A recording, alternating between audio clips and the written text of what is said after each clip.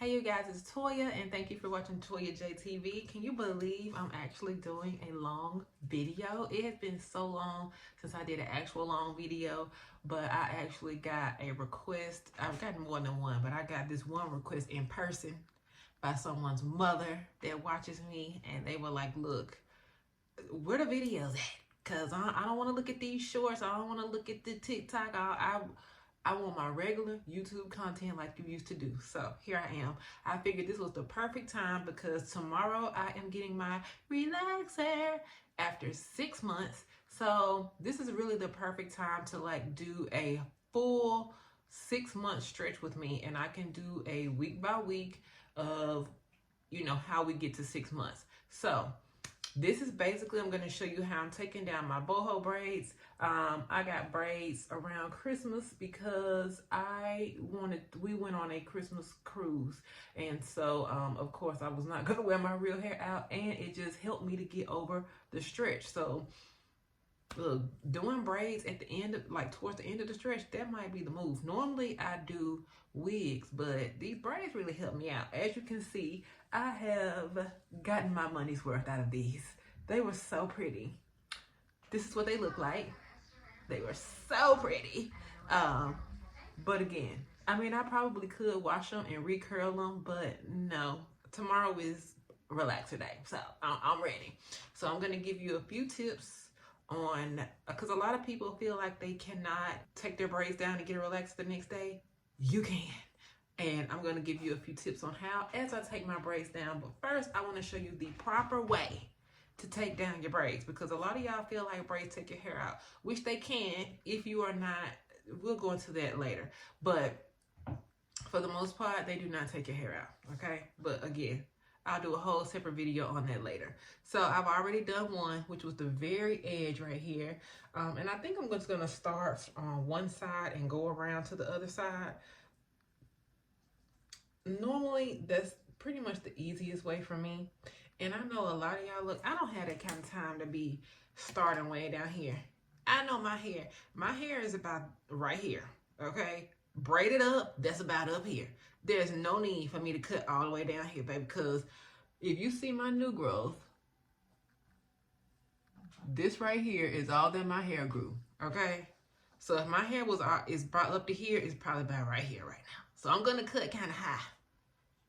And I'm not opposed to, if I cut too much, I'm not opposed to getting my bob cut back, because I've been missing that bob. So, anywho, and then like right around here, like right around the edges, I know that part is not all the way down here.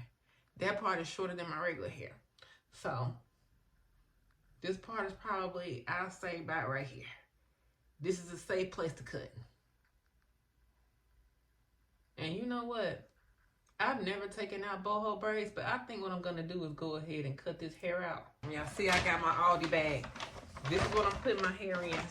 So the hair won't be all over the floor. I'm just going to put the braid in here as I cut. And that way I won't have that much cleanup afterwards. All right, so we're going to cut about right here. And then since I cut it up kind of high, I really don't, I mean, the rat tail comb is not necessary.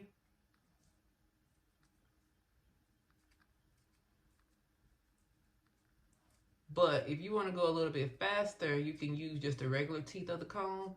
But I typically just take it down with my fingers. But these are kind of smaller than I normally get. This is supposed to be medium. I should have told her to do large. That's why I never get extra small or small braids. Never. The takedown is awful. Plus, I have a lot of hair and I have a bigger head, so I really don't need extra small braids. I feel like that'll be just too much hair. So I'm thinking that my actual fingers will be slower than, I might as well do it this way. I think this is gonna give me the fastest way to take them down. And I can see like approximately where my real hair is. And I can know exactly where to cut. But I think this cutting right here was perfect. Yeah. See, my hair is right here. But, okay. So, anytime you take down your braids, you do not want to just stop at taking down the braid. All I did right here is took down the braid. You see how crinkly it still looks? It should not have that much definition. If your hair has that much definition when you take down the braids, you have not properly taken down your braids. You need to go in and detangle each piece, okay? Now, some people like to take all their hair down and then detangle afterwards. I like to detangle as I go. And that just means going back through with your comb on your real hair until you can comb from the root. See how now I can actually comb through the root? That's much better. And this is all the hair that came out. So basically what that does is that prevents your hair from tangling, because all of the hair that you just saw in my hand, that was in one braid, okay? So anytime you get braids, your hair is still shedding, because you know your hair sheds daily, okay? It only sheds about 200 hairs per day, which sounds like a lot, but it's technically that's not a lot for a whole day. But when you have braids, your hair is still shedding, but because your hair is braided, that shedded hair has nowhere to go. So it's just stuck in the braid. And then when you take the braid down, you have all of those 200 hairs per day times however many weeks coming out at one time. So what the detangling does is it allows all of that hair to come out that you shed. I've had these in for about 8 weeks. So that's 8 weeks worth. That's what, 8 times 7, that's 56 days worth of hair, of 200 hairs per day shedding, okay? So that's a lot of hair. So that's why a lot of times when you get done detangling your hair, you have a big ball of hair. That's just an accumulation of shedding. That is not taking your hair out. You're not going bald, because if you look at your hair on your head, there's no bald spots, there's no thinning. Your hair looks the exact same how it looked before you got the braids. Now, if you have a bald spot, that's a completely different story. Or if your edges come out, that's a completely different story. But a lot of times that's because of too much tension, or the hair wasn't cared for properly while it was braided, okay? So I'm gonna go ahead and do this all throughout the head, and then we'll come back.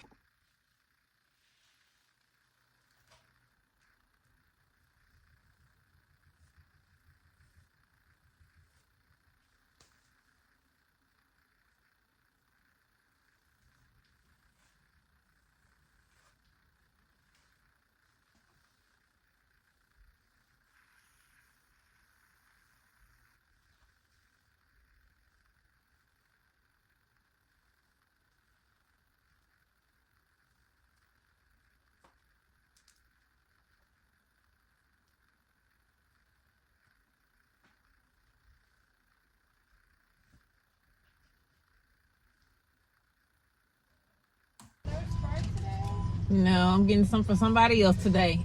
Oh, thank you. Thank you for shooting on it. Please hold 1 moment.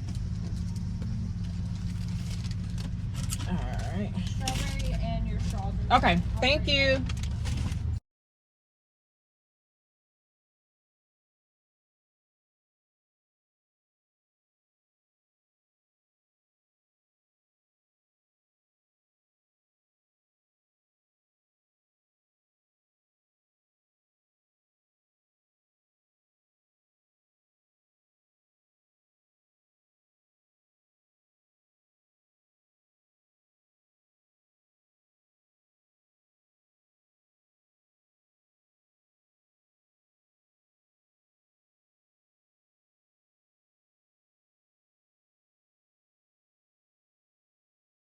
I just needed a little more dressing.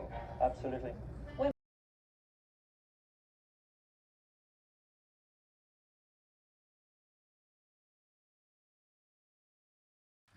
At this point, my hair is completely dry. I believe it is, because even after it dried, I actually let it stay in the rollers a little bit longer just so I can be sure. And I'm taking these rollers out so that I can, at this point, I'm just going to wrap it, because I don't want a lot of curls. I just want body. Go, go. Go, go. So I don't want a lot of curl. I primarily just want a lot of body. And when you first get a relaxer, like that first day, a lot of times it can be so flat. So I like to add the rollers to give it some volume. And so it can still have all that movement.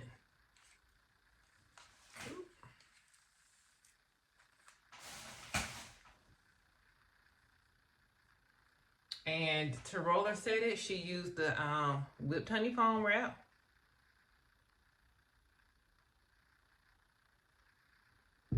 And as you can, well, you can't really see, but the hair is bouncy, okay? There's no flakiness, no stiffness, no hardness, no any of that, and no flaking when you use the whipped honey foam wrap for your roller sets. The whipped honey foam wrap can be used for so many different things. I even used it when I had braids to help lay my edges and my new growth down, to help them not look so old when they actually started getting old. You can use them for like flexi rods, twist outs, all of that. Even when I'm retwisting my son's hair, he is growing out some locks. Even when I'm retwisting his hair, I use the whipped honey foam wrap because he doesn't like he doesn't really like the feel that their braiding texture gives his hair. I mean, he doesn't like the feel that the braiding gel gives his hair. So he likes some more soft locks. He don't like it. He don't like how it feels when I put that braiding gel in there. It's almost like using edge control. We did that one time and he did not like it at all. So now that I've been using the whipped honey, he likes that much better. And when you're doing a roller set, it's really no, I mean, there's a way that we were taught to do a roller set, but there's really no right or wrong way. Just get the rollers in there, especially when you're going to wrap it anyway. There's really no correct way. I mean, I still do it the way I was taught, but, and like, this is the way I was taught. She went to the side, which that's fine, because that works too, but normally I just go straight to the back and then 2 down the side, 2 rows down the side. I'm not really going to put anything on it right before I wrap it. I'm just going to go ahead and get it wrapped.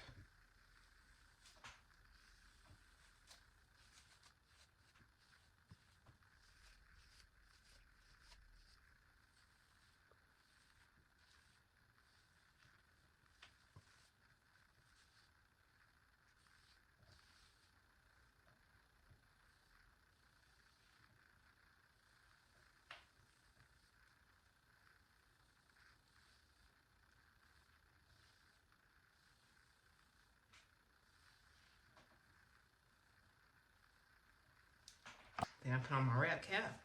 When you use the wrap cap underneath the scarf, it keeps your scarf from falling off and ending up on the other side of the room.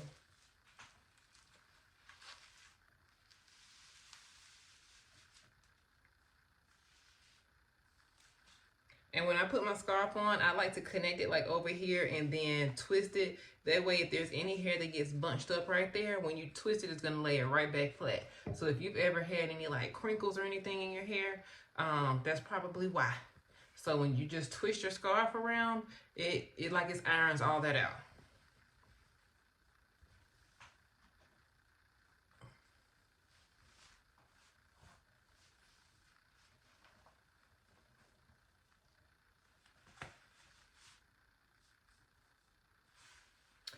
And then I'm going to sleep on this and we'll do the takedown tomorrow. It's time for the takedown. It's the next day. I let it stay wrapped all night long.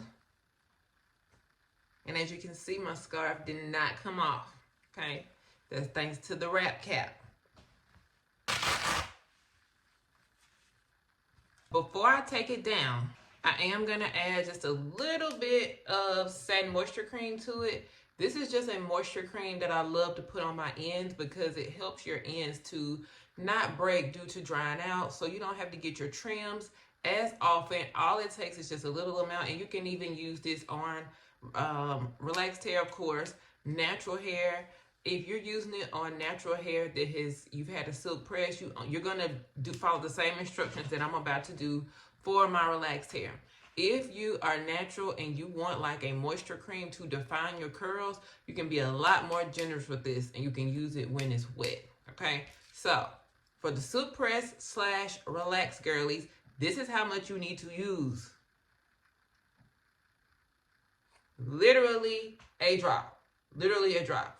Your hair, if your hair is heavy, it's because you use too much product. You don't have to see the product on your hair for it to be on there and for it to be effective. Like a lot of y'all feel like if you can't see it or if you can't like physically feel it, then it's not doing anything. When the opposite is true. All you need is a little tiny bit. You see how it disappeared from my hands?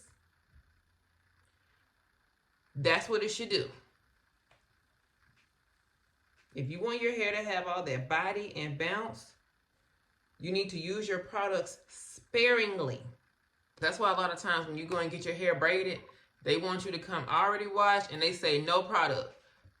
They don't really mean no product. They mean y'all are using too much product. So they'd rather not have anything on the hair at all than for you to take the products into your own hands because you're too heavy-handed with it. But just be very, very, very stingy with that product in your hair.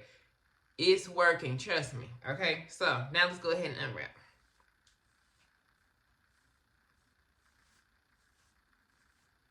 Oh, my hair smells so good.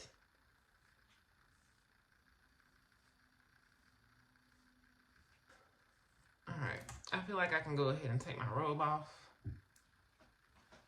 I have my shirt on that I'm gonna wear under here. I just like to put my robe on because I get so cold. So I just walk around all day with my robe on top of my clothes.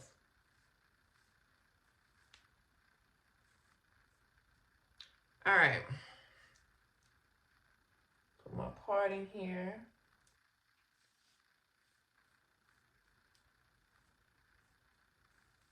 Now you see, these are the results of just a roller set. So you see how my hair, it looks like I it looks like I flat ironed it, but I did not.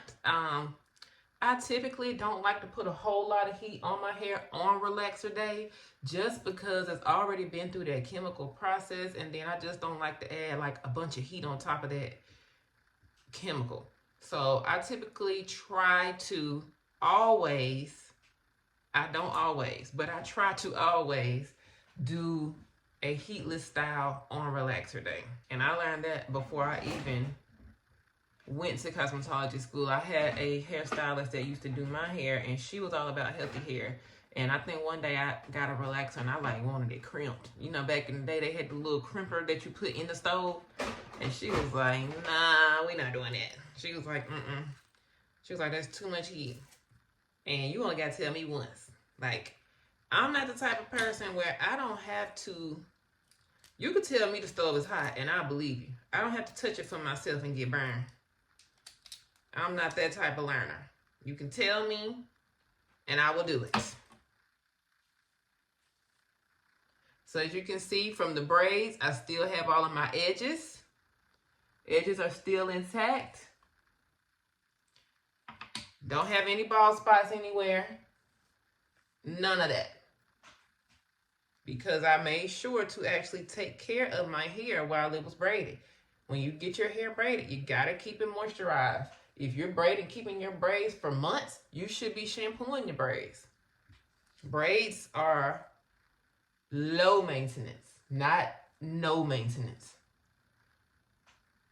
I was talking to somebody today and literally all they do is protective styles 100% of the time. And they were like, yeah, I think I want to cut my hair. I seen this girl, she cut her hair and you know, she's a stylist and she always cuts people's hair and she cuts it in this certain cut and it always just grows back. When the person comes back, it's just grown back so full. And I'm like, yes, that's true because they're cutting all the damage off and they are coming back for maintenance. And to keep that hair healthy, they have a routine. All you do is 100% protective styles. That is, and she was like, well, it grows, it's just damaged. I was like, correct. That's correct. It's going to grow to protect. The hair growth is not the issue. It's the length retention and the healthiness of the hair. That's the issue. That's the issue. But, you know, sometimes I just say my little piece and I just keep it moving, because everybody don't be want to listen to you, child. But if you do protective styling 100% of the time, you have to take care of your hair. Normally, that person that's doing those sew-ins and quick weaves and braids, they are not taking care of your hair. They're just doing the service and they sending you on your way. They don't even shampoo your hair. So you know they're not taking care of it. So if you're going to do that 100% of the time, you have to have a routine for maintenance in between doing all that. You have to. Done fussing for the day. All right, so this is the finished product. This is technically day one. It's been less than 24 hours since I got my relaxer. Even though it was yesterday, it hadn't been a full 24 hours. Well, it has. Okay, so it's been one day since I had my relaxer, and I have an announcement to make. We are going to be doing, I am going to be doing a relaxer stretch, so you can follow me on the relaxer stretch, but I think I'm going to make an appointment to get my hair cut. It's growing, and that's not my goal. Long hair is not my goal. You know why? Because I was born with a head full of hair, and it's thick, and it takes too long for me to do my hair all the time. Like, most of the people that you see with really, really, really long hair, and they just have reached their goal of waist length or mid-back length or however length that they want, what do they do to their hair? They always have it in a ponytail or a bun. They rarely have it down. And that's not my ministry. I don't want to always wear a bun. I don't want to always wear a ponytail. I want to do my hair. And so, I don't want all that long hair. The longer the hair and the thicker it is, the longer it takes you to do it. And again, that's not my ministry. So I'm going to cut my hair. I think I'm going to cut it. My birthday's coming up. I want something different. I want my bob back. It's calling me. And that's what I'm going to do. So we're gonna go back up to here. Chin length, maybe a little shorter. Okay. So you're going to be going the journey with me with much shorter hair. See, whenever it starts growing out to this length, so when it was like up to here, I was like, okay, that's the sweet spot. But now that it's here, no. Because by the time I get another relaxer, if I don't cut it, normally I always cut it at a relaxer. This time I did not. And if I go again with another relaxer and don't cut, but I still get my trims in between, don't get me wrong. But normally on relaxer day, I cut pretty much all of my new growth off. I cut like at least 2 inches off, at least, okay? That's why my hair is normally up here. I had this bone right here. You see your little collarbone right here? That's normally my little check. If it goes past that, I know it's too long. And it's past that. So if I don't cut it again, like if I continue to let it grow out and don't cut it again, you know, I normally have 3 inches of new growth by the time I get a relaxer. So another 3 inches will be down here. No, ma'am. We're not doing that. So I think I'm going to cut. We're going to cut into a bob. And I'll have my bob for my birthday. Birthday bob. So, if you enjoyed this video, if you want to see more content from me, long form like this, be sure to like, comment, subscribe, follow, all of that good stuff. And I will see you guys next time. Talk to y'all later. Bye-bye.